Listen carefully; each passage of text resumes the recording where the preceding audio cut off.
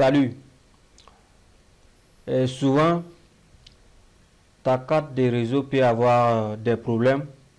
Ça peut arriver que ta carte de réseau ne fonctionne plus ou bien ça ne travaille plus. Vous savez, si vous installez Windows Server sur Workstation, automatiquement, il y a deux cartes de réseau qui se créent automatiquement dans Windows local, Windows de computer même. Donc, c'est ces deux cartes de réseau là qui permettent à serveur de pouvoir donner IP, de pouvoir prendre ping, tout ça là. Donc, il peut arriver que ça ne travaille pas. Tu peux venir voir ici que ce signe de réseau là c'est devenu rouge comme ce drapeau là. Et puis, tu peux venir trouver ici aussi que ta carte de réseau ici, mais c'est pas vert.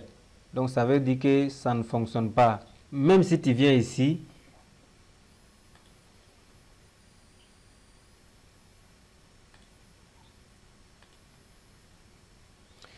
tu peux venir trouver que la carte de réseau ne s'affiche pas malgré tu as ajouté la carte.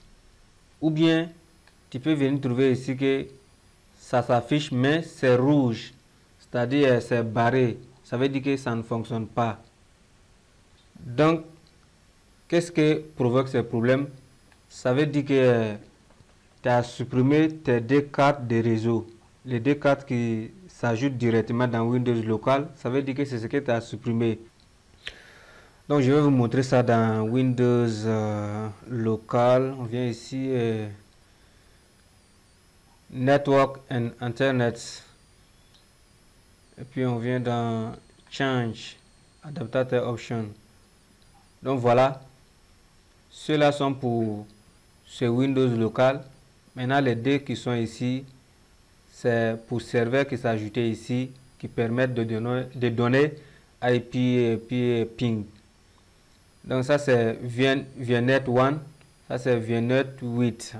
VNet 1 ça veut dire host only. Parce que dans le serveur il y a host only et puis il y a NAT. Donc ça c'est pour VNet 1, ça c'est pour host only. VNet 8, ça c'est pour NAT. Donc c'est les deux là qui s'ajoutent ici. C'est à travers ces deux là que tout fonctionne. Une fois que ça c'est supprimé, c'est à partir d'ici on vient ajouter. Donc pour commencer, si ça trouve que le serveur est allumé, tu viens ici et puis tu éteins. On vient dans Power Off et puis on éteint, mais c'est déjà éteint. Deuxièmement, on vient dans Edit, Virtual Network Editor. Voilà les deux que je vous ai montré tout de suite dans Windows local. Voilà, les deux sont là ici. Donc si c'est supprimé de l'autre côté, tu vas venir trouver que c'est supprimé ici aussi. Donc pour ajouter, qu'est-ce qu'il faut faire?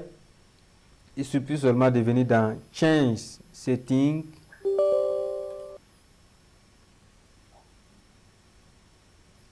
Added Network,